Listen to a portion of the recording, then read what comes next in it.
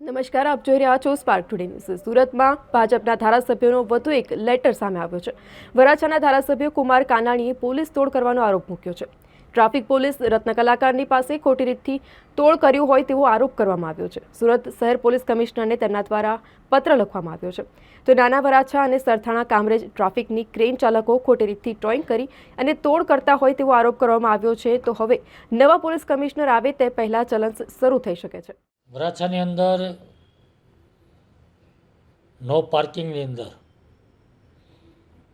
વાહનો ઉપાડવા માટે ક્રેન ચાલે છે। એમાં વિસ્તાર પ્રમાણે ક્રેનની ફાળવણી કરવામાં આવી છે। ક્રેન નંબર 1 કે ક્રેન નંબર 2। તો 1 નંબરની ક્રેન જે છે એ સરથાણાથી કામરેજ એ વિસ્તારમાં ચાલતી હોય છે અને 2 નંબરની ક્રેન એ વરાછા રોડ પર હીરાબાગ કાપોદ્રા મિની બજાર એ વિસ્તારમાં ચાલતી હોય છે। પરંતુ આ થોડા સમયથી મને એવી ફરિયાદો આવે છે કે અમારે ક્રેનના લોકો અમારી ગાડી લઈ જાય તો એ ગાડી લઈ જાય અને બોમ્બે માર્કેટ પાસે અમને બોલાવે છે, વાહનો ત્યાં લઈ જાય છે।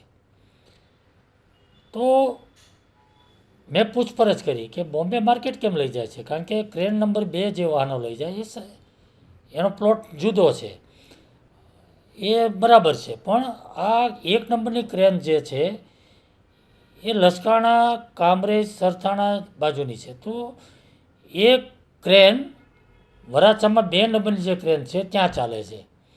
એટલે વરાછા રોડ ઉપર મારા વિસ્તારની અંદર જે ક્રેન ગેરકાયદેસર ચાલે છે, જેનો અધિકાર નથી, એ લોકો ત્યાં ક્રેન લઈને આવે છે, વાહનો ઉપાડી જાય છે અને ત્યાં બોલાવે છે અને બોલાવ્યા પછી ત્યાં પૈસા લેવામાં આવે છે।